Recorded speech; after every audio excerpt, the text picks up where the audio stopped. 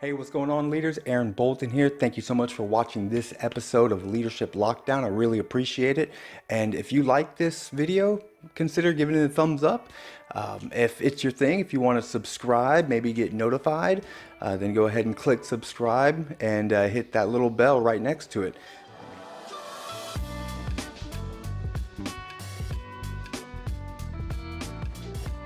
Oh, man. All right. You ready to get this going? Yeah, man, I'm ready. All right. Mind if I intro it in? Yeah, go for it. Okay. Can I get a beatbox? I'll pause. Waiting for the DJ. Hey, what's going on, leaders? This is Aaron Bolton here, and thank you for watching another episode of Leadership Lockdown. I have the extreme pleasure today of introducing and speaking with one of my closest acquaintances that I've. This man is a brother of mine, and we've known each other since 7th grade, 8th grade, and we've been friends for the past 2 years.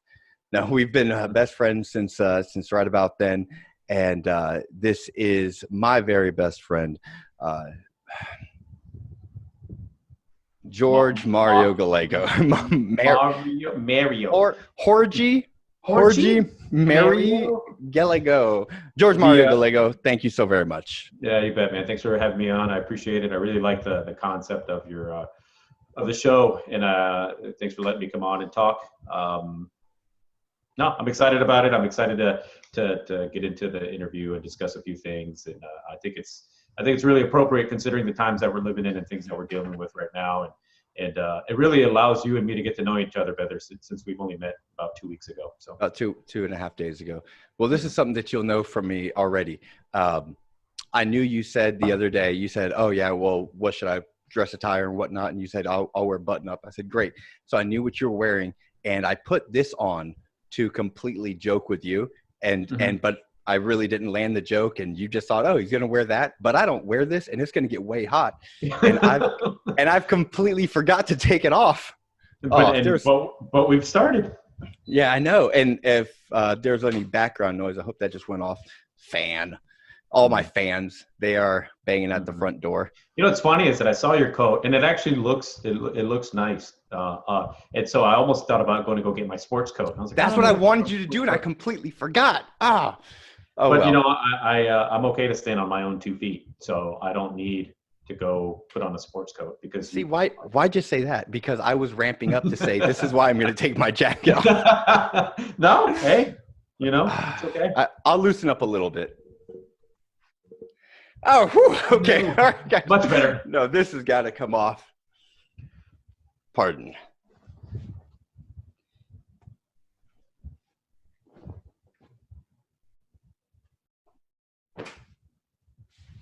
There, this is so much better. And you know what this all is called right here? All of this is called? It's called real content. It's good content. Real content. It is. It's all staying in. People need to know this. How are things going with you, Mario? I know we talk just about on a daily, if not, every other day. But we don't really.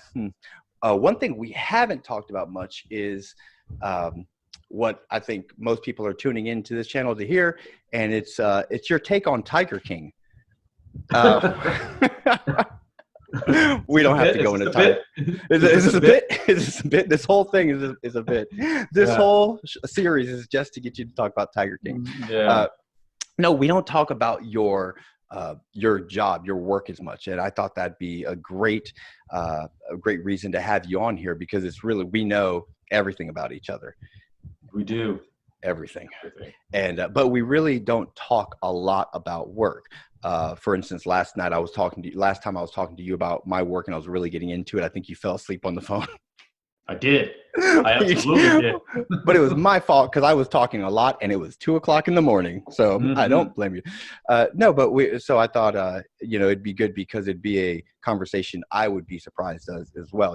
There'd be new information I wouldn't be able, or I wouldn't have heard from you.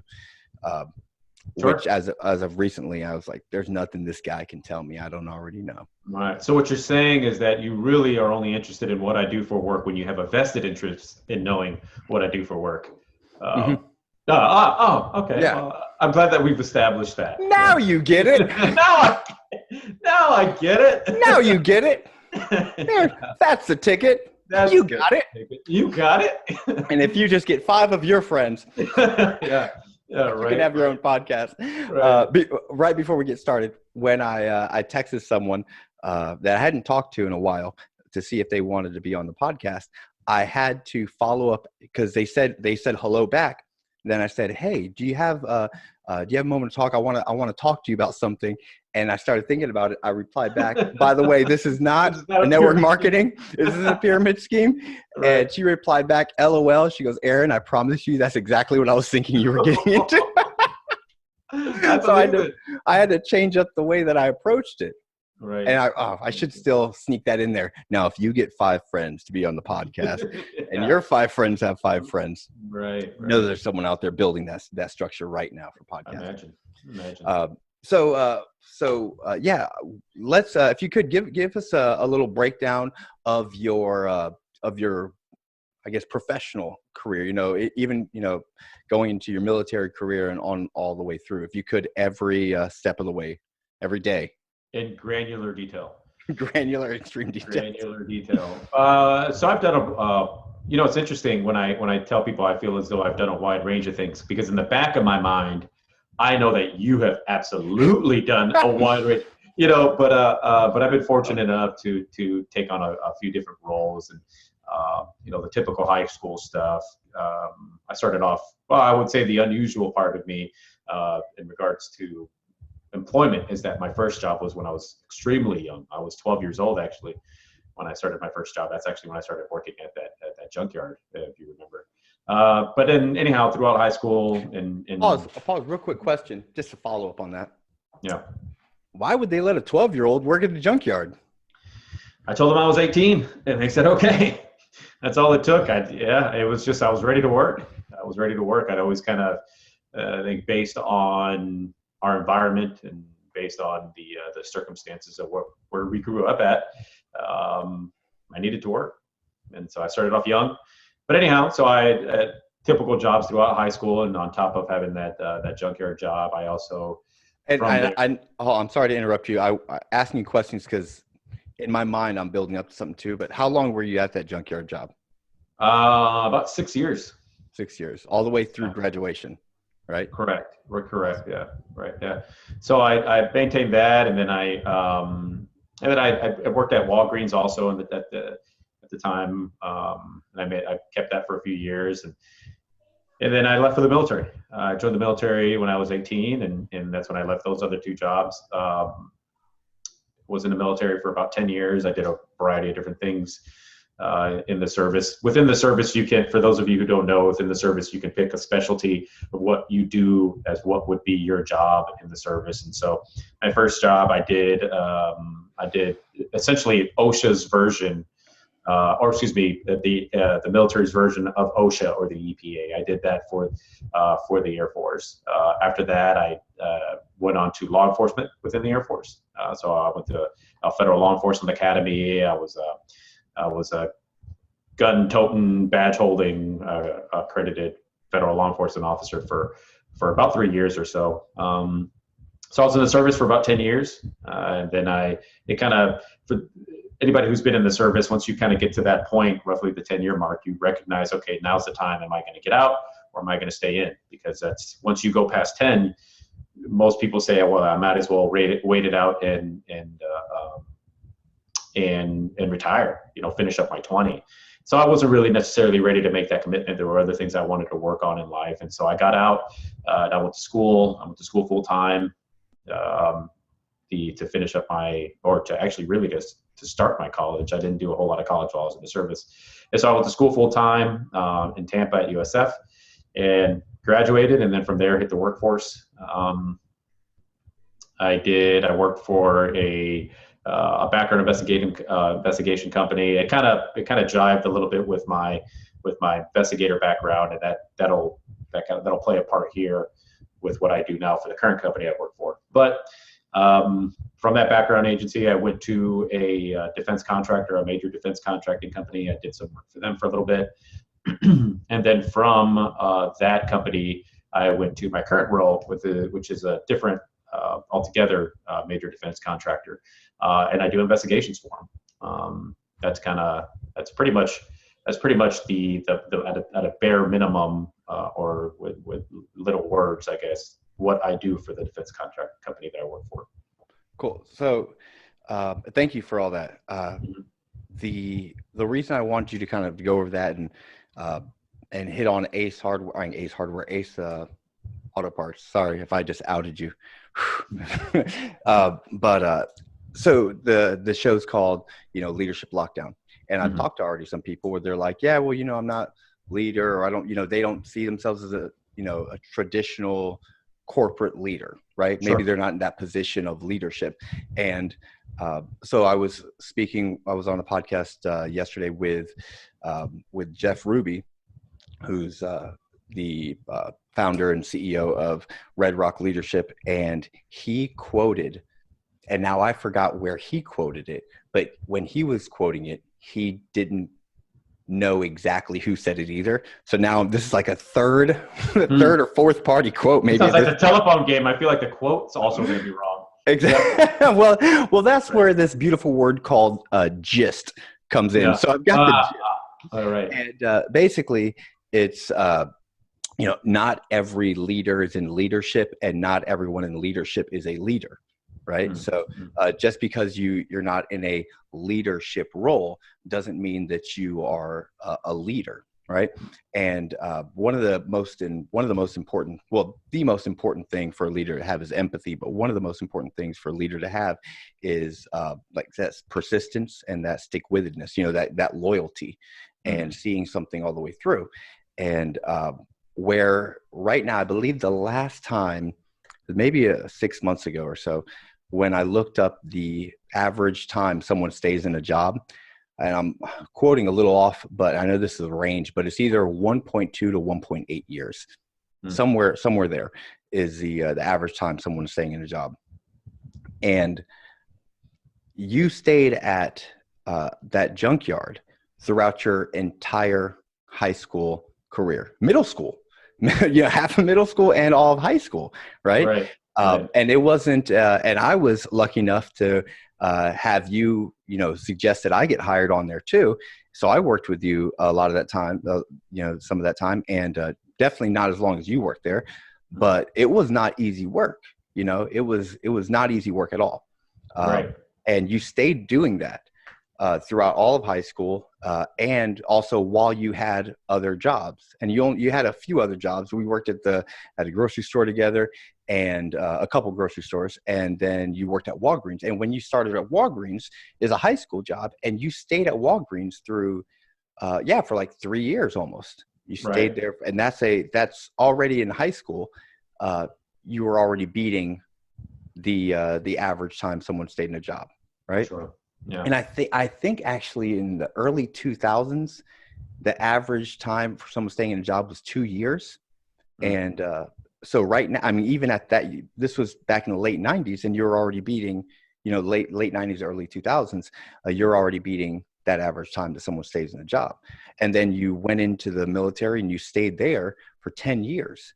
And even you worked for the two different divisions, I guess you would say, and between where you started off and then you ended up working as a federal agent, and you were there for 7 years or 6.5 years and 3.5 years. Right. And everything that you've done, you've stuck with it and you saw it through. And I know that might make you feel a little weird, me propping you up like that, or you're just like, no, I know this, of course. No, not at all. But that is just one reason I think that sometimes people overlook or about themselves of, what builds up a leader. You stick with things. You said, hey, I'm going to get my degree. You jumped in and got your degree. You had in mind the company that you wanted to work for, and you busted your butt to get in that company. Then when you got in that company, and because you busted your butt and you've done all these things, another company took notice, and then, you were able to then make your own decisions, and I think that we might not see that in ourselves sometimes, but I want you to know that it's noticeable, on your end. So that's only one of the reasons, honestly, why I wanted you on here. One of the qualities that make up the reasons why I wanted you on here. So anyways, yeah. Yeah, no, I appreciate that. Oh, I appreciate that. It is something, it's not something that I don't know. I don't think I've ever really expressed it. It's something that I've noticed, but I think it's not that I noticed because I look back to pat myself on the back or anything like that. I think I've just noticed just because from building resumes, for example. So when I'm building a resume, you build it chronological order, and you can't help but to notice that every job I've maintained, for the most part, I've been there for lots of years, in comparison to what other people do. And when you see other people's resumes, they can only capture a few jobs within a few years because they've got so many jobs. And so it's something that I've noticed. I do the same thing. And I think it goes back to your original point. I think, to me, there's always been a sense of loyalty, whether it be to my colleagues, whether it be to the company itself that I'm working for. There's just always been that, I don't know. It's just an inherent, I don't know, characteristic, I suppose, that when I worked at the junkyard, I felt bad. I actually felt bad getting another job because I was worried that perhaps it would jeopardize my job at the junkyard, and I didn't want them to think. So I just kept also working at the junkyard rather than cutting back my hours. And so same thing with the military, doing that for 10 years. And it was an incredibly difficult decision to decide to get out. Any veteran that you talk to will tell you the same thing, that really the most difficult decision is deciding whether or not you're going to stay in or get out.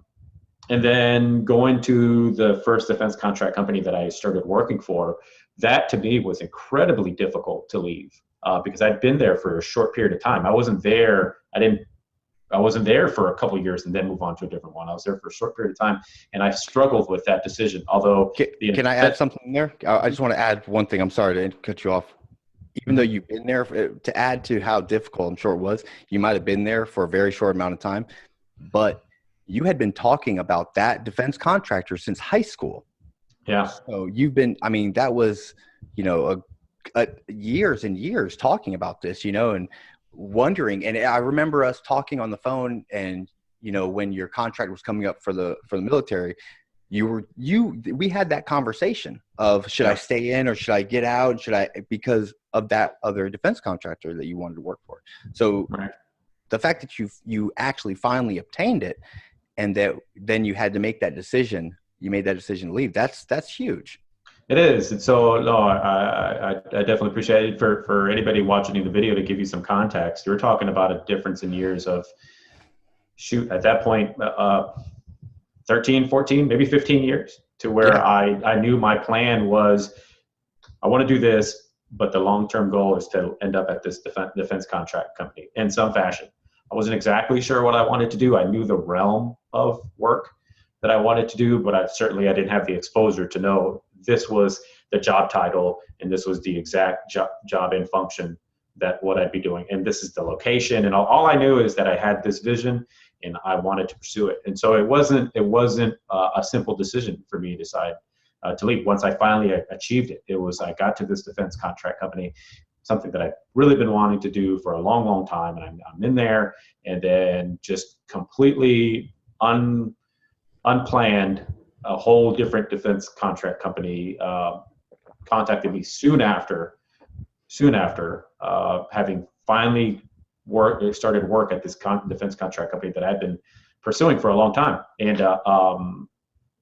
it was just kind of one of those, you make the decision and you go with it. And I weigh all the options. The current company that I work for wasn't on the radar at any point. Matter of fact, I hadn't really even heard of it, because in Tampa, the company that I currently work for, it doesn't have a large footprint. It's got a small footprint, but nowhere near as much as it does on the side of Florida that I live on now. And so I'd never even heard of it. And so it just kind of wasn't in the plans. But I think that's one of those things that you end up having to decide, that I got to weigh my options here. I got to look at, how is this going to benefit me professionally? How is this going to benefit the company? Is it a mutually beneficial situation? And then how is this going to affect my family? It really taking all those different decisions into your decision-making matrix. It's just kind of one of those things to where I just said, you know what, I got to go. And I'm glad I did. I'm very fortunate to have the job that I currently have. I've gotten really lucky within the job. I've been in this job now for about 2 years. So as it were, it's going to continue to be one of those things. If they'll have me, I'll stay in for as long as possible, because that's just the type of person I am. And you know that about me, that I'll stick around for forever. You know, it's just kind of, I'm now where I want to be, and I'm not necessarily at the goals just yet that I want to be at, because although I've done really well for myself and been really, really fortunate, and I'm humbled and I'm thankful for everything that I have been able to do, but I envision more for me still. And so, but hopefully it's within the company, and ultimately that's what I want to do. And I'm establishing the framework to reach those goals, and creating the contacts, and putting in the hard work, and following a game plan, you know, to get there. So a few things from that. First of all, leadership at the company that Mario works for, he'll do anything to stay there. So you got him. You got him. You got him good. Right. When you called me, I remember the evening that you called me, and it was around, I remember I was standing for the majority of the conversation. I kept walking in and out of because I pace when I'm on the phone, but in and out of my bedroom to like the kitchen, talking to you on the phone, and you telling me that you have this decision to make. And you're like, look, here are the pros and cons, here's this weighing out. And I was like, yeah. You were like, oh no, I have to, right? I was like, do it. Absolutely. You know, I don't think you needed reassurance at all. I think you were bragging. No, I don't think you were just saying, all right. It was almost like we've never talked about this, but it was almost like a moment that you had, almost like a pinch me, like pinch me. Is this like, you know, happening? And dude, that was the proudest moment that I've had of you. I was like, man, he has kicked so much butt, and now that he got his dream job, and then somebody else is like, hey, but check this out, and you're like, that's an awesome opportunity to have, to be able to make that decision.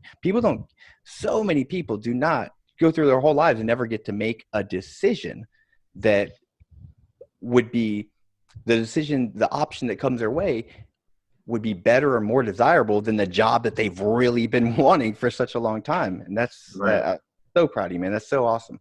No, I appreciate that. Thank you. No problem. So speaking of the company you work for and the job you have, let's if you can get into a little bit about what you do for the company. Sure. So I oversee the ethics and compliance portion. So my company is split up into fourths, if you will. So we got roughly 50,000 or so employees at the company I work for. And if you were to envision the company broken up into fourths, it's not necessarily that even, but just for conversation's sake, split up into fourths. There are 4 different, what we call segments. Those fourths, each of them called a segment. And then all of those, then also there's a different component where there's the corporate headquarters. And so there's 4 segments, and there's corporate headquarters. And so I started off at the company working at one of the segments, where I was the ethics compliance program manager for one of the segments. And so really what that meant is that I helped out with policy, procedure, employee engagement, and the such for employees in regards to matters that encompassed ethics and compliance. But for the most part, the meat and potatoes, I would say probably an easy estimate would be 90 to 95% of the work that I did was investigations, or essentially internal investigations within the company in regards to alleged violations of a variety of different things made by employees. And so I'd go out, I conduct investigations, and it lended itself well to my skill set of having done investigations basically my whole professional career. And so I conduct investigations and look into the matters.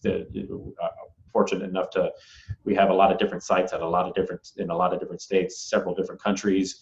And so I'd go to all the different locations where perhaps there were these allegations. I conduct an investigation, then I come back, do a fact-finding mission. I come back and I present that information in the form of an investigative report that goes to our stakeholders, who ultimately come up with a decision of what the outcome of the investigation is when compared to what the investigation facts discovered. And so within there, they come out with how they're going to, what's going to be the outcome and what type of corrective action needs to happen with an employee if in fact there are violations or not a violation. Just like you dreamed of when we were in high school, remember? Right, like, right. Yeah. In high school, I remember those nights on the phone with you, and you were like, I can't wait to investigate the ethics of other individuals who are then maybe overstepping boundaries. Right. And so it goes back to that company, that collective, and they disposition the investigation. There's a couple other steps within there, but that's essentially what I do. But that's what I did until recently. I recently, about a month ago or so, I was fortunate enough to get selected for promotion to go to corporate headquarters. And so within corporate headquarters, I kind of oversee a lot of that now. And so I don't necessarily manage the investigators, the other investigators within the company, but I oversee. Almost fell. Let me get back. Sorry about that. That's okay. So I end up overseeing what the investigators do, and really just not oversee it. That's probably a bad choice of words. It's more of a system. And so if they've got some sort of issue, something that they need to go to, some sort of tool that I can help them out with, some type of guidance, I'm there to serve as that. We also have a repository where we input all this information. As you could imagine, we have to have a history, a repository to have these investigations where we put them at and store them. And so I manage that system. So it's almost like a process manager or procedure manager, or process manager of the encompassing ethics, right? Of the division of ethics or department. Yeah, no, that's a good way to put it. And so those investigators, they have their own direct managers. They report to their own managers, but then I kind of manage, or I help rather, with their investigation. So I'm there as a resource. They contact corporate, like, hey, I've got this problem, or hey, this is what's going on, or hey, Mario, what do you think? You're an overlay. Do they call it an overlay at all? No, they don't call it an overlay. But it maybe that applies. But they don't call it an overlay. But so I do that. I help out with. I do the managing of the investigations within. So corporate. We just to kind of funnel it down a little bit further. Corporate has their own investigations within corporate, and so I'm the investigator for those. So for corporate headquarters, I investigate those matters, but then I also triage them, triage the concerns when they come in, and then I facilitate the conversations with the stakeholders within corporate in regards to the disposition of investigations. And so there's a little bit of a difference there than what I used to do in regards to solely doing investigations truly. So now there's a lot more managing and program management that I do in my current role with some investigations, whereas before there was a lot more investigations and my manager did a lot more of the program management. Does that make sense? Okay. No, it makes perfect sense. No, absolutely. That actually makes really good sense. I didn't know that. I knew that you got a new position. Honestly, then the real reason I went like this was, wow, that's a lot I didn't know about you. Like I didn't realize that was your job. I guess I feel like sometimes I have to explain it. No, I like say back in my head to make sure I have it right.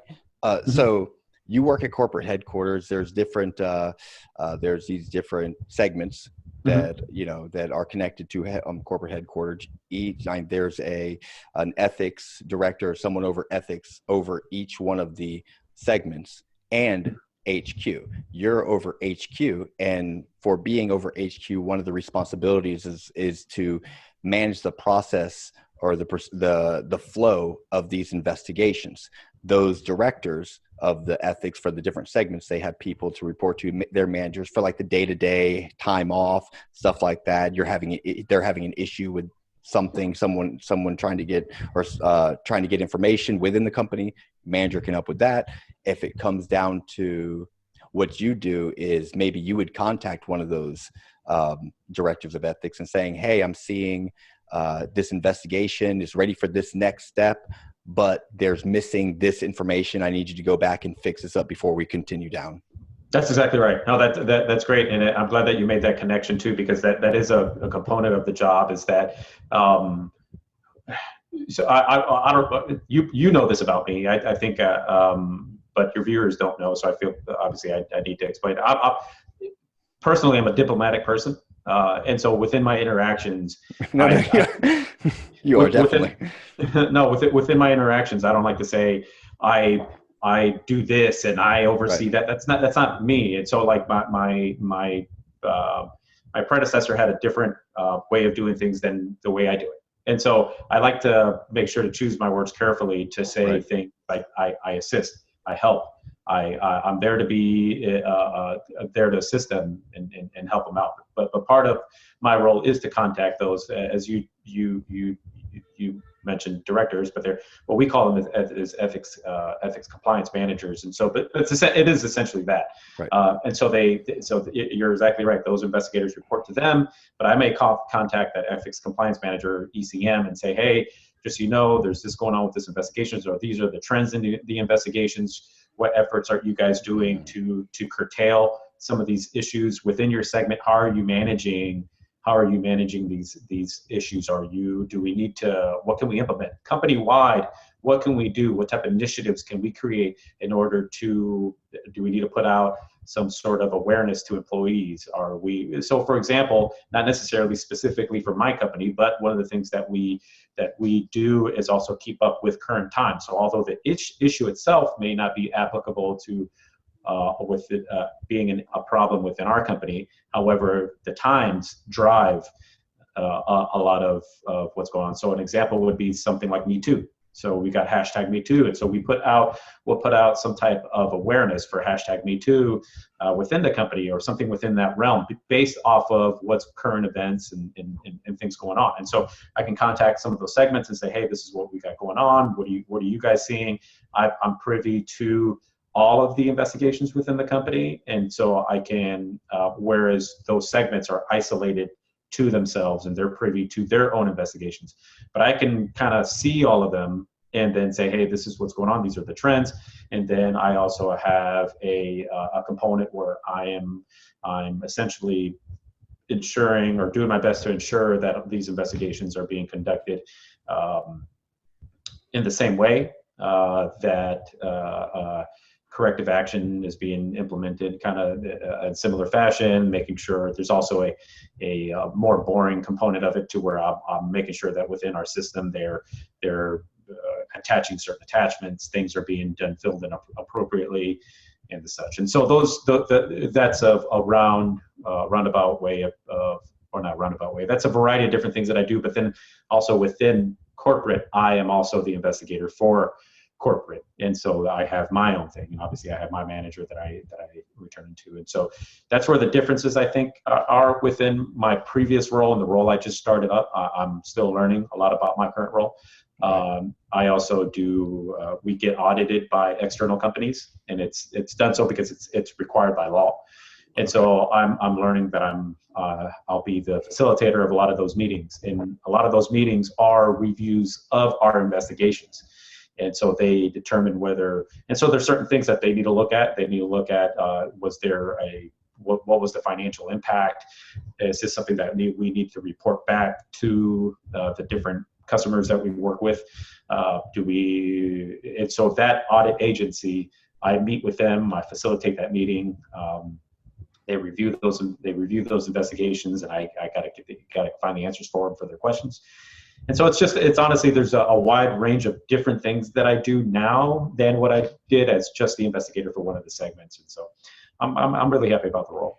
Yeah, it sounds really awesome. And so one thing I hear, and I'm glad you went into that amount of detail, because I about both those roles. Well, I'll tell you, the reason I'm glad is people are now able to see how are able to maybe understand, even if they don't understand everything you do, they understand that it's complex. There's a lot of moving pieces. There's There a are, lot that could seem like if you're already working, when you work with those other ethics compliance managers, they're in different locations, right? Correct. So even if you're at work, you're working with them remotely. You might as well be working remotely, right? So, but you're still on a regular day in the office, right? So, and there's still a cause and reason and some benefits, I'm sure, for being in that office. Why I guess I'm kind of floored hearing about this new position of yours is we look at things similarly and differently. We both are like puzzle solvers. We both I think the way I come together in solving puzzles, I look at things more abstractly and I just kind of mold them together. And I think you're a much more concrete person when it comes to puzzle solving. Like this makes sense.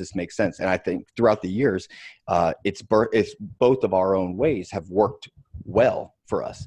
And it's been able to, I think that might be one reason why we work well together as near acquaintances is if I can't get something, if I can't understand and plug it in with an abstract way, I'll bring it to you and you're like, well, have you thought about this and this? And you start structuring it. I'm like, oh, that makes sense, and I think vice versa. So I think that's a perfect suit for you, and it's great that you just told everyone, gave everyone an idea of how complex it is, because even doing that, what are the challenges that you would have on a normal day? What challenges would you encounter at work?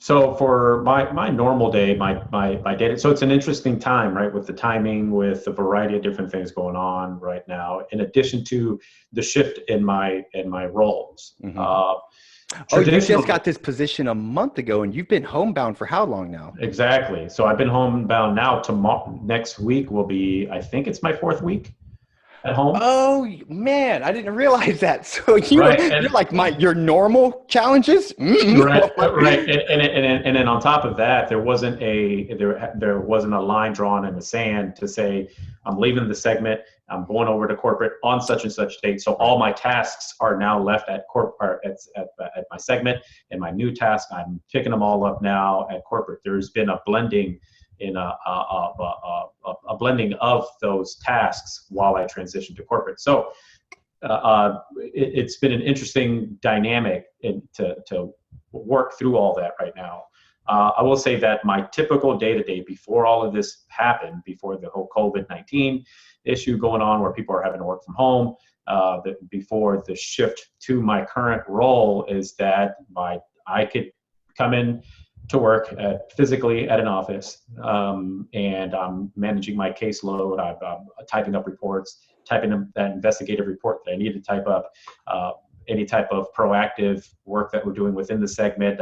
I'll assist as much as I can on that, but really that was kind of limited, not because of anything other than that was more of the ethics compliance manager's role to do, so my boss's role to do.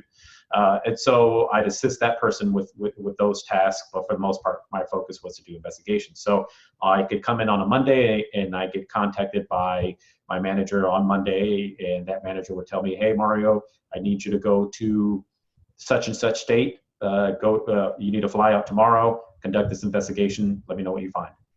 And that's my day-to-day. My day-to-day was pretty much I needed to be on my toes to where I could have the flexibility to leave. Now, within that, I could say, hey, I've got this going on. Can I leave next week? And sure, there was room for that, of course. And so but my day-to-day was fly out to where I need to go, conduct an investigations. I'd be there for 3-4 days, come back. The next week, I'd be typing up my reports, working on other reports that I need to do, working up my case building information for the next case that I need to fly out to, and then I'd fly out there, conduct that investigation. And so there'd be some time, for the most part, on average, I would be gone, on average, I would say 2 weeks out of the month. I'd be out at different states because we've got we've got locations in a lot of different states and, like I mentioned, countries. And so I Yeah, would how many? fly out 50,000 employees? 10,000? 50,000? 50,000 employees. Yeah. And so, so I fly out to They're those all, you locations. have one location in Rhode One Island. location, right? Everyone is in Rhode Island. One tree house. One And treehouse. so so you go out there, conduct it. So, and it really, it's reactive. It's a reactive role because I don't go out and investigate something that hasn't occurred yet, right? Or Right. allegedly occurred. And so it was, we get this allegation. If that area of responsibility fell within my segment, geographically speaking, if that area of responsibility fell within my segment, I'd fly out to that location, conduct that investigation, and then come back. And that really was my day to day. And so for the most part, I did a lot of traveling. I did a lot of, living out of hotels, going, hopping on the next airplane and then coming back home and then working out of the office the weeks that I wasn't traveling.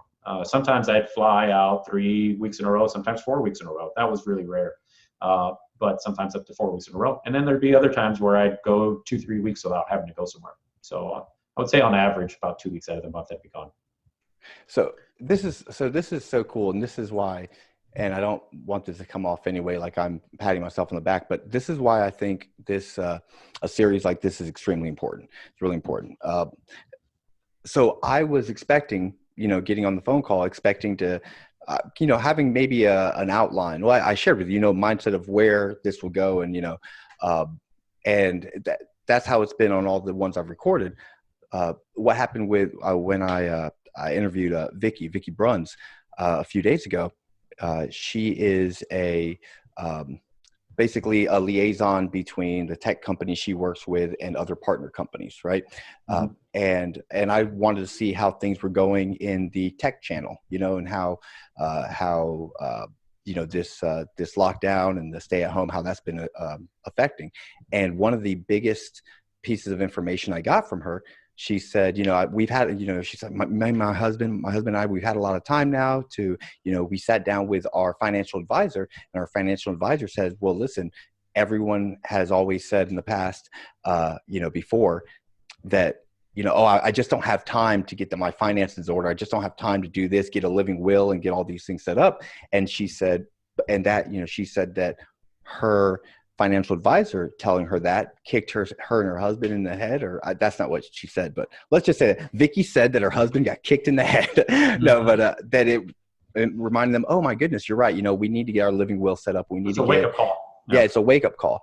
And that has nothing to do with the tech world, right? Mm-hmm. That has nothing to do with tech. But when she was saying it, I was like, oh my goodness, she's right. Like, I've had this on my to-do list of things things to get done. And sure. I hadn't even thought about that. And I'm sure, and I was surprised on the interview with her. I was like, wow, that's why, I think this is important, because other people will bring up things that just through their experiences that they're seeing. And the one that I'm connecting with you that I didn't even realize is something really important in the training and the HR world is and like learning development is your onboarding. Like mm-hmm. you are basically, a new hire, in your role, right? So mm-hmm. you newly have your role. And I hadn't even thought about that, that layer of complexity with other people out there, mm-hmm. with other people who are, when I was interviewing Kyle, and he was talking about Kyle Lee, the employment attorney, and he was talking about different laws, the new laws that mm-hmm. For employment. And he said, and all that. Yeah, the FMLA. But then he also said that there is support for individuals who are who are 1099 and who have had a reduction in their employment and everything. And I was gonna, before he said that, I was gonna make a joke saying, "Hey, is there something good in there for me?" And then he mentioned that, and I had to stop him. I said, "Man, I'm so glad I didn't even think about people out there who are 1099 like me, or someone who's a business owner, a small business, whatever it is."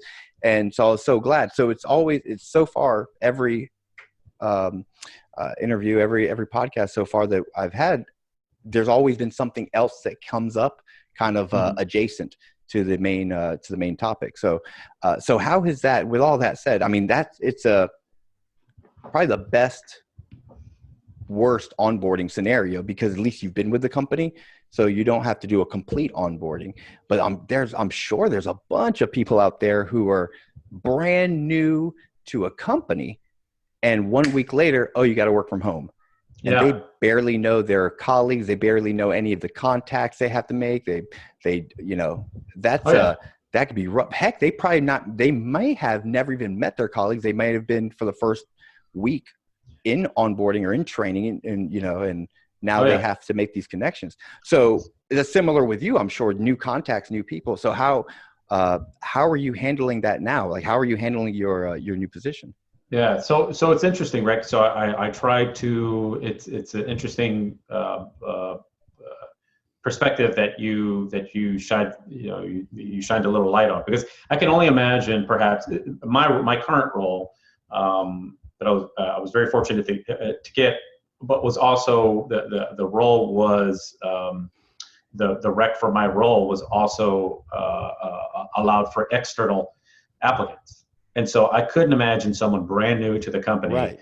coming in, and if I wouldn't have been the one that was chosen, I couldn't imagine an external candidate coming into the company at the stage in that I'm at right now, and for them to automatically be able to hop in and know remotely what they're doing. It'd be very difficult. And even if it was remote, coming in, I don't know, because of maybe the number of candidates out there, it may have been a low percentage or low probability that the person coming on, if it was someone else who got hired externally, would even have experience in an ethics department. Because when you told me you were working for an ethics department, I had no idea what that was, and I'd done some research on it. And there's not many companies out there. I think it's an awesome department to have, but there's not a grand number of companies who has an ethics department. And for someone who can have your role, right, it would be awesome. It's phenomenal. You have experience, but maybe somebody else with a lot of experience, HR side, they could probably, on a normal basis where they can go to the office, they can get onboarded properly, maybe they'd be great for that role. And that would be crazy, having that person come in and then having to get homebound and then not knowing all the ins and outs of the company or the position. So yeah, that's nuts. So ethics positions do exist in pretty much every big company. Right. So large companies have ethics, essentially our structure. For the most part, we all differ in the way we do business, but for the most part, all these companies have some fashion of ethics companies that splinter off in some fashion from what HR looks at. Right. For the most part, you're right. HR looks at certain things, and perhaps historically would look into some of the stuff that I currently look at. But once I think a company gets established and big enough, there's a full-time ethics department, and I know that within my profession, I know that based off of conferences that I go to, based off of you're talking in huge companies who've got the roles that we've got. So I think you're right. I think that perhaps companies that are slightly smaller, maybe they don't necessarily distinguish and have their own ethics department where we have a staff, and there may be like an ethics person, or for the company, or maybe perhaps it's somebody who's dual hatted, to where maybe traditionally they're doing HR type roles, but then every once in a while they have to do ethics. And so where the distinction is, if for those listening, is that for the most part, things that I bucket it, that ethics were to take a look at are slightly different in what HR looks at, and what ethics typically looks at are concerns, for the most part, of allegations of discrimination, harassment, retaliation. And so things that aren't necessarily like payroll or things that have to do with taking time off or benefits, or questions about, or maybe perhaps two employees bickering, or having a disagreement with your manager because of your performance evaluation. So things that perhaps are more within the wheelhouse of what HR traditionally does. Ethics comes into play before things were to get into the realm of something becoming illegal. And so where you have harassment, you don't want to get into where somebody is being sexually harassed, or you don't want to get someone who's being or discrimination, and now that evolves into some sort of hostile work environment, or you don't want lying necessarily to turn into something like fraud. And so we kind of catch issues before they get into something that becomes illegal. And so that's where the distinction perhaps lies within ethics. No, and definitely, yeah. So in a lot of the companies I looked at like that, that's handled by usually HR, like an HR generalist. Right. But to have that extra step to say, okay, this is so important, and so it needs its own focus to be its own kind of department. Mm-hmm. That's with large, like to actually have a separate department for that. That is mainly with much larger companies. It is. But it's like forward thinking. Yeah. Mm-hmm. Yeah, it really is. I think that's a phenomenal. It's a really cool idea. I mean, basically, it's when if it's something, if maybe even an investigation where HR is too close to the matter, or HR is maybe even involved in that matter, then that would be great for you being that third party away from HR, to be able to make that investigation. I think it's a great position, great department to have. Thanks, man. Yeah. So there's a little bit of a difference, right? So with just to kind of give a little bit more, a little bit more information about the role too, is that my colleagues, for the most part, they're either a lawyer,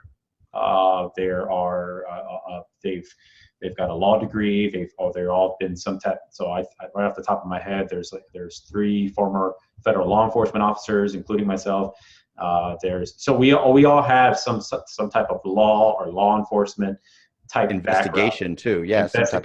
Investigations are the big, component of the specialty of what we do, where perhaps our counterparts at HR, they've got a different skill set that I just don't have. I can't do what they do, right? Right. And so we're augmented by them in a lot of different ways, as much as we try to augment them in a lot of different ways. And so it resonates with our employees when I do end up being able to go out and do some of the proactive work, where I go to a location in one of our facilities and I'd say, hey, if you've got a concern, you've got an issue that's coming up, something that's really bothering you. I know that traditionally you guys have gone to HR, and that's great. That's great if you do. However, I want you to know a little bit about the background about some of our employees. We've got lawyers, we've got former federal law enforcement officers, we've got former cops that did investigations, and that's all we did.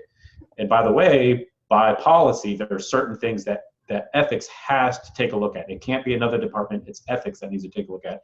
These are the topics that we look at. And so here's our staff. Here's some of our background. Here's who we have. This is the people that we have. Here are our point of contacts. And this is also the type of information that we look into. And so call us if you have an issue. And that conversation has paid dividends in that we see our numbers actually increase, because people are a lot more comfortable with coming forward with a concern when they know that like, hey, these are people who've done some pretty intense investigations. I've been fortunate enough to do pretty complex investigations, in addition to having done work in Afghanistan, done a variety of different type of work out there that was very complex. So my skill set is differs. And so does my colleagues. All of my colleagues' specialties differ than perhaps what some of our complementary agencies within our company do. And so employees have found that helpful, and they found that to be comforting to know that, hey, I can go to somebody who's a trained, former investigator, and I want this person to look at my concern if my concern meets this particular threshold. And so that's where it pays off to have our investigators go out to these locations and formally investigate a concern, because we know how to do it. And there's soft skills that are involved with conducting investigations, that either you have it or you don't, right? And so that's where we kind of differ, right? Right. So That makes sense. So I'm actually interested, super interested. If you're watching this and your company, your company does have an ethics department, please put that comment, put a comment down below saying, maybe what company that you have that has an ethics department. I'm just pretty curious. And if it doesn't have an ethics, so if you do have an ethics department in the company, just put the name of your company. If you don't have an ethics department in your company, just put the name of your company in the, but also say if you have an ethics department or not. Also, while I'm here, go ahead and if you're liking what you're hearing so far, like, subscribe, and ring that bell. You see, that's engagement. G. That's what the old YouTubes talk about, engagement. Nice. Nailed it. Awesome. So that is, you use the word complex, and I think that's a good summation of the type of work that you do. You're at home now. With wife and with kids, just like so many others across the nation, really across the world, right? It's craziness. What challenges are you seeing, now? I know it's got to be outside of the trying to learn this role, what, be it technological, be it, with other colleagues, or communication wise, what challenges are you seeing? No, so I appreciate that question because given the fact that our role, for the most part, was investigations, there's a dynamic, there's an intangible component of interviewing somebody in person that you just can't capture when you're doing it over the phone. And let's just be clear about that. The reason is because you hold their wrists, you check their blood pressure, and you look them in their eyes. That's how you know. I've seen movies. That's how you know. You see it. And so we just had this conversation within our ethics department with my boss. So another layer to all this is that my boss doesn't sit anywhere near geographically to me. He's not in the same state that I'm in. My boss sits in Fort Wayne, Indiana. And so it's just where somebody else were to try to fill my current role, they probably wouldn't have by yet been able to meet face to face with who would be their boss. And so it is an interesting, it is an interesting dynamic in regards to that. However, the investigation component is it's a tricky thing to navigate because in person, I pretty much when I'm talking to somebody and when I'm in that mode, when I'm conducting an investigation, and I'm interviewing somebody on my fact-finding mission, I can pretty much tell when someone's lying to me. That gets a little bit more tricky to do over the phone. Right. Not that necessarily you can't do it, but there's a whole environment change there. There's psychologically, there's a whole different obstacle to overcome. So if you can encompass and really capture the environment of traditionally the how our investigations take place, that environment plays a huge component of it. Right. So if I'm going to go somewhere to investigate somebody and I show up, the surprise of me coming up from Florida to wherever I go, that adds a level of, oh boy, this is serious. Right. They wouldn't come up to talk to me if this weren't serious. Right. Now I'm also pulling them away from their day-to-day, and I'm pulling them into an office that I've had pre-scheduled out for me to have this interview with this person, and it's a one-on-one interview with me and this person. And on top of everything, I give them my background, my experience of having been a former federal law enforcement officer. I've done this, I've done that, and I'm talking to them. And here's the issue that I've been told about you, and I need to hear your side of the story in order for us to disposition what's going to happen here.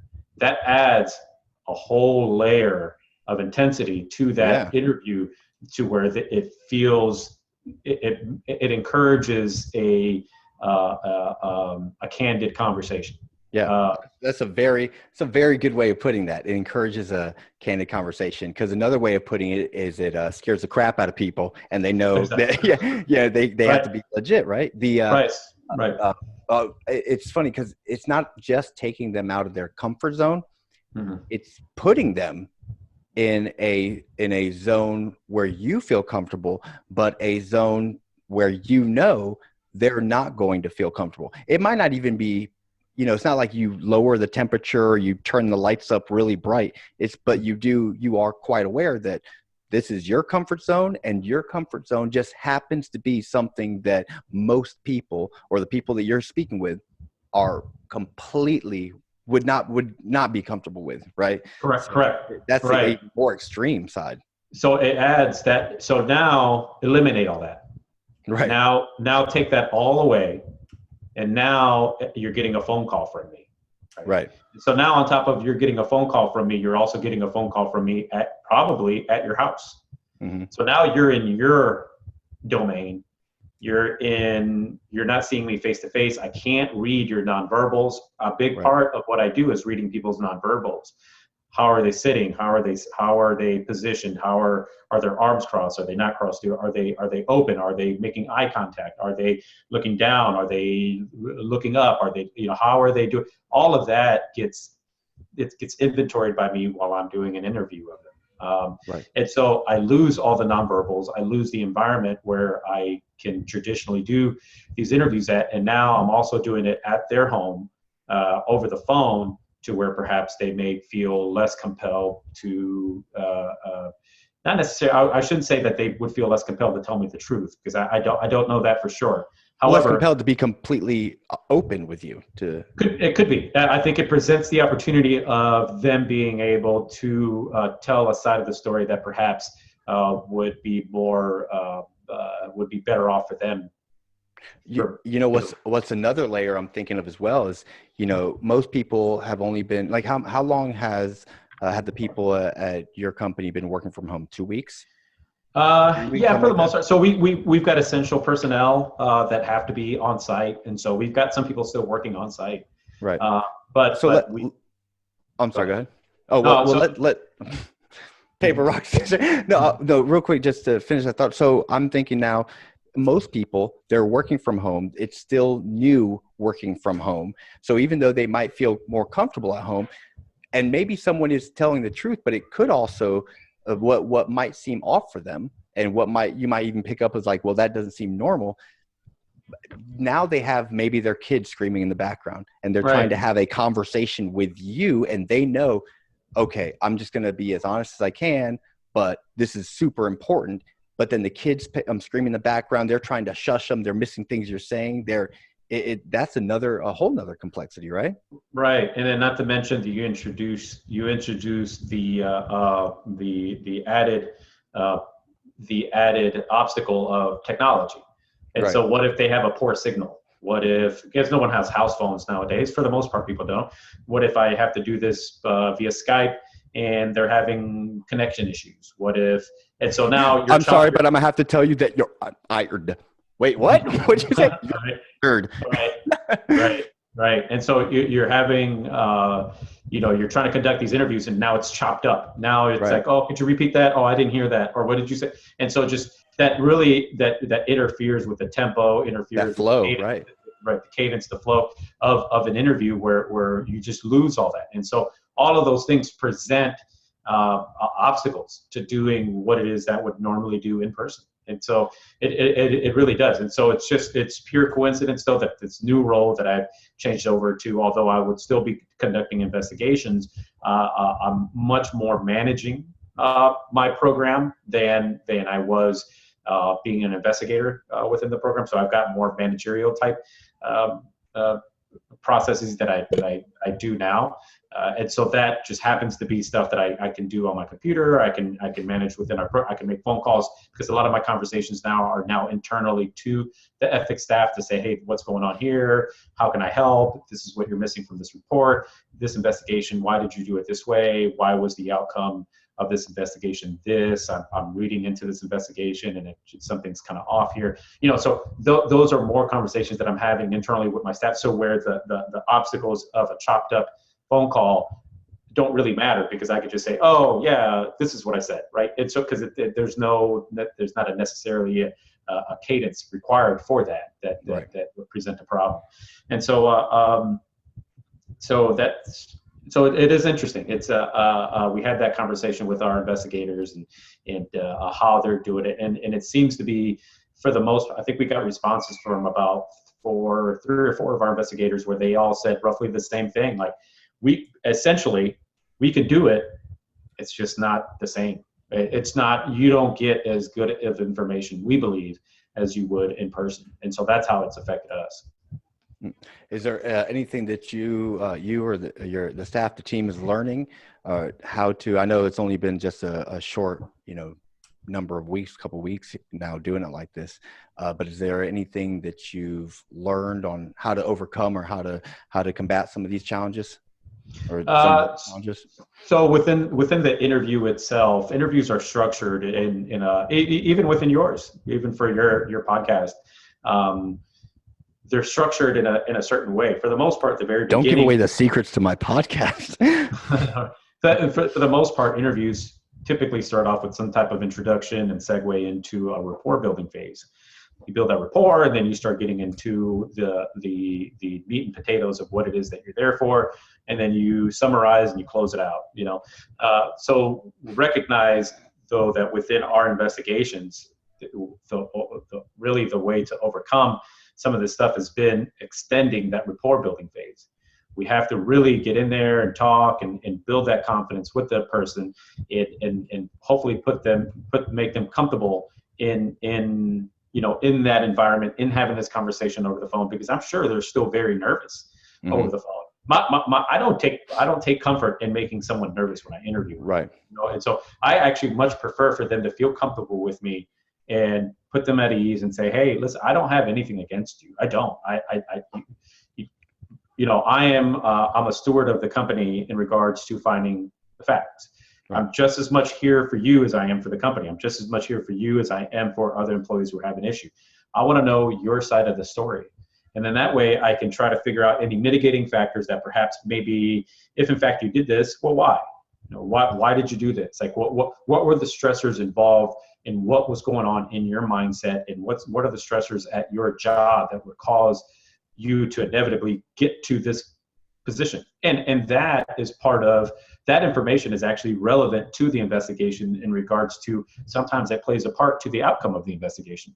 So there's mitigating factors to why people do certain things, that it's not very black and white in regards to, you did it and this is what essentially the discipline is going to be. This is what you did, but this is why they did it, and this is the history behind it all. And so without them feeling comfortable enough with me to tell me something, about what it is that they're struggling with, I don't get as useful of information. And so because of that rapport building phase is important. Absolutely. So, so I guess that would be kind of, how would you be getting over, like, would it be just like maybe building more rapport over the phone, or just trying to really build into that, letting them feel more comfortable while talking on the phone? Yeah, no, and you mentioned too at the top of the interview about being empathetic in regards to a leadership trait, and that's really important too with investigations. Right. With investigations, I have to be empathetic. You have to be, because if I'm going to go in there and grill somebody about the information, I don't do that. For one, that's not a good approach. Right. And in fact, I would say that a person for my role and for any investigators for the company that I work for, if we were to go in and start grilling anybody, that's not a good approach, and it won't be successful. This is not law enforcement. We're no longer law enforcement. We're not. This isn't what we call a custodial interview. They're not under arrest, and so it's much better for us to just meet on mutual ground and let's have a conversation here. I'm empathetic. This occurred. We're all dealing with some stressors. This is what's going on. Right now, this COVID-19 issue is happening. Okay, so a lot of people that I interview happen to be coincidentally from or in New York, because we have a large population there. Part of my rapport building is like, hey, how is this affecting your day-to-day? I'm really sorry for everything that's going on up there. This is horrific of what's going on in New York in regards to the population that's being affected by COVID-19. And you build that rapport with them, and it's not that it's not genuine. It is genuine. I really do feel for those people, but you have that conversation and you put them at ease, hopefully as much as you can over the phone, before we start getting into, this is what I heard, tell me what happened. and so that rapport building phase is important. And I think that's really the biggest way to try to overcome the difficulties of having to do these over the phone.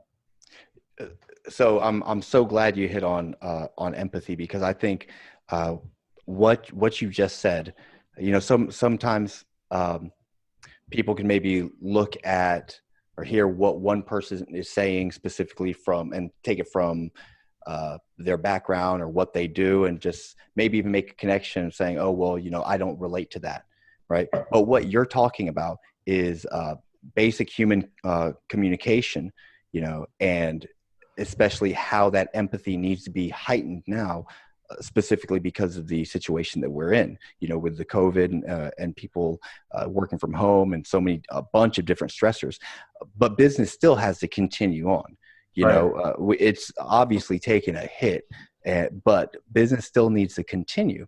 And I think what you said works it needs to be utilized by everyone. Honestly, just everyone, where if you're a salesperson, you still need to make you still have certain responsibilities to the company, even though everyone's, in your industry, whatever it might be widely known, sales are going to bust this quarter or the next 2 quarters, whatever it might be.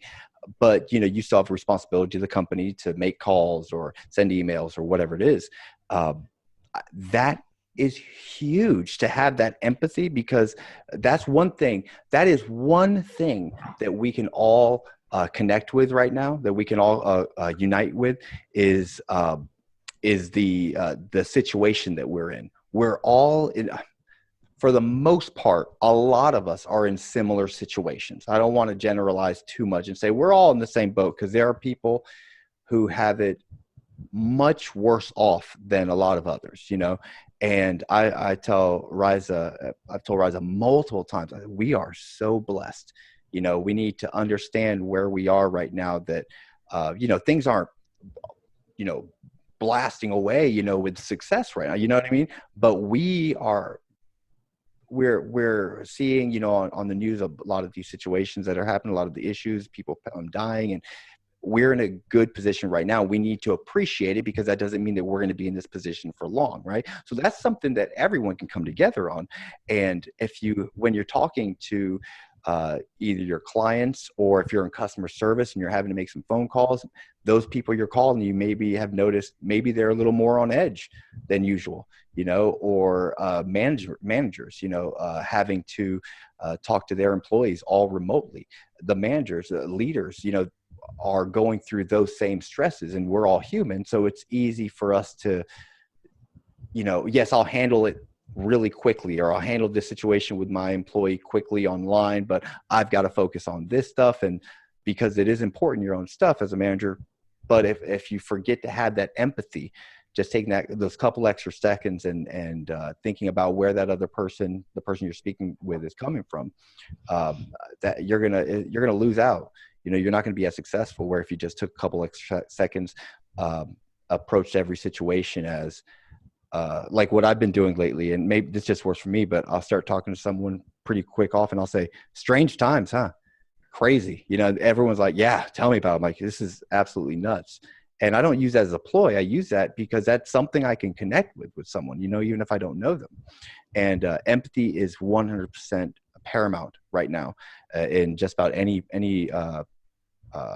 position, any profession that you're in, unless you're in some weird position called anti-empathy associate. If it's out there, I need to find out. Right. So it's ultimately there has to be a social awareness to your interactions with people. There has to be. And we're dealing with a time right now that it's not unprecedented, but it's unprecedented in our lifetime.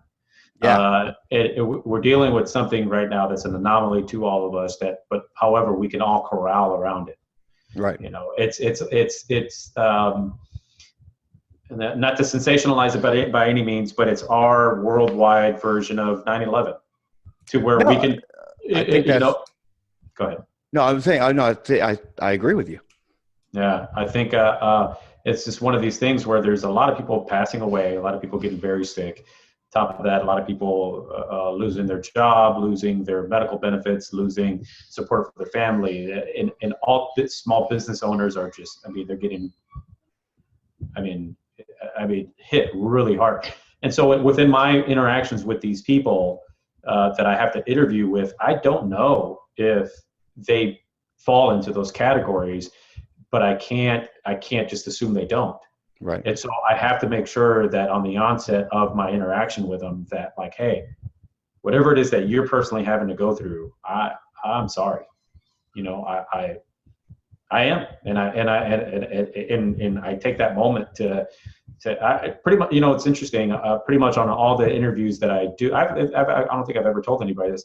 All the interviews that I do when I talk to people, we bucket them into three different categories. They're either the reporter of the incident, they're a witness to the incident, or they're an implicated person.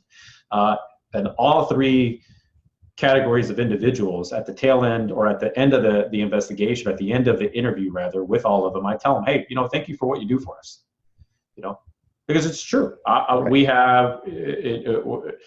really am thankful for what they do for us, because we have some highly skilled, very intelligent people who work for our company, and we're very lucky to have them. So irregardless of how the investigation turns out, I'm grateful for what they do for us. And so that's kind of taking that type of mindset and applying it and applying that type of empathy to really all of the interactions, especially right now, is very important. Yeah, I think most people think that way. Like, I think that way. I think most people think that way. I think what we hear a lot of, not trying to minimize how your thoughts on that. I don't think most people think about it as in-depthly as that, or as what we're talking about. But I think most people have this idea of, yeah, we have to, show empathy. And I think it's really important that we continue to practice it.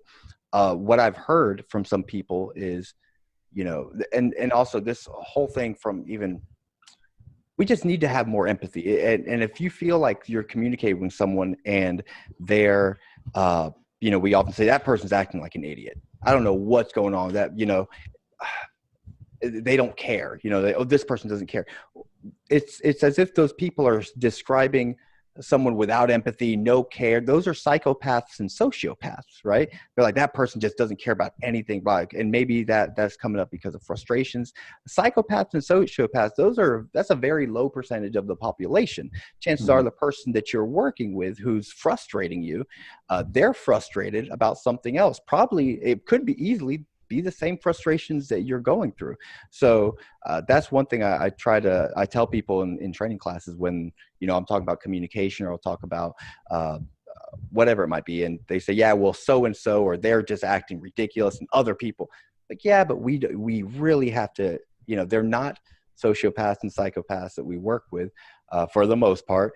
And we really need to keep in mind that if they're acting that way, that's out of the normal realm from how people act, and there might be there's something behind that chances. So I think by just recognizing that might help us a little bit more, be a little more empathetic towards others.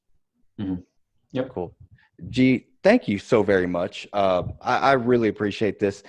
For those watching who know us, they're probably like, this is the most serious I've ever seen these two. And this really is. This is probably the longest that we've ever went by having like a serious conversation. We've had more serious conversations, but we quickly interject, ridiculousness. So this is a different type of conversation. I don't like it. No. I love seeing this. This is good. So yeah, I just thank you so much for coming on and sharing your story. This whole time I'm thinking I definitely want to have you back on for another episode. Already thinking another episode would be on veterans. Nope, not at all. Nope. I'll talk to your agent. Yeah. on veterans transitioning into the civilian workforce, which, for the past almost a year, like 9 months now, I've been up until recently doing monthly and now bi-weekly, or up until recently bi-weekly courses or class for different veterans who are transitioning into the workforce. And you and I have talked about that, and you've been such a help. And every piece of information that you gave me has been and continues to be very, very useful when understanding the stresses and the issues that our vets are facing. They go through leaving the military, going into the civilian workforce. And I would love to have you on for another podcast where we just talk about that. Because what I've noticed is, I think you might have seen on LinkedIn, where before one of the classes, I'll do a quick video or whatever. And I see a lot of people, people commenting about that. And I've seen people repost that video, and then I look and they have military experience. So, and they're like, thank you so much. This information needs to be known. And I've had people after the class come to me say, yeah, I wish they would have, went over this stuff in TAPS, for the transition transition class when you leave the military. So, yeah, I'd love to have you on to talk about that. Yeah, no, thank you, man. I appreciate the opportunity to come on to your show. And actually, you just want to do that one right now? Let's just keep rolling. No. I appreciate you letting me come on to your show and discuss these things. I think it's important information to get out there in regards to what difficulties are leaders within your own realm, even if it's not necessarily that within a position for the company that you work for. Maybe you're just a single individual contributor to your position or to your company, and that in and of itself, though, is a leadership position, because you're in charge of what it is that you're doing, right? And so so it's interesting to talk about the different obstacles people are facing right now, the difficulties that they're doing with this anomaly that we're all facing, or this issue that we're all facing with COVID-19, and how that's ultimately going to pan out in regards to the country, and how we're doing really with a lot of jobs being lost, and our economy. How is that ultimately going to end up panning out? It's scary stuff, but I think it's important that for anybody listening at home to pick up whatever it is that you can pick up, and listening to Aaron's show, hopefully you pick up some sort of information that you maybe be able to apply it to your day to day. And in regards to talking about the veteran stuff, that's near and dear to me, and so I'll gladly come on and discuss that at any point, and give whatever information I'm capable of giving to your show. So thank you for having me on. And you're right. I think that this has been by far the most serious. Yeah, you just got bumped. We can't. Sorry, we can't. No, I'm sorry. Go ahead. Sure. No, I think you're right. I think it has been the most serious conversation that people who do know us, right, and they're listening right now, they're like, man, they've lasted more than 30 seconds without a joke. Right. It's difficult to have it, but I think it presents. I think it presents an opportunity for people to understand that, we do take this seriously. And what I'm reminded of is we were sophomore year of high school, and we were both working at the junkyard, and we were cleaning up around the junkyard, picking up garbage, from cleaning up the junkyard. Every time I say that, people are like, okay, yeah, but picking up the old parts that people just threw on the ground of the cars, putting in the trash pile or whatever. And I remember we got into a discussion about Newt Gingrich, either Newt Gingrich or Ted Kennedy. I forget what it was, but we got into like a deep conversation, and it felt like at least 30 minutes. Like we were sitting there talking about it, and then we started laughing, and we were like, what if people who knew us, knew us like from school, heard us talking like that? They'd be like, what's going on? What's up with these people? All right. So right. But I always enjoy these conversations, bro. Yep. Thank you so much. I love you. I thank you so very much. And yeah. I have a kind regard for you as well. Oh, okay. But yeah. All right, man. Thanks for having me on. Thanks, bro. Yep.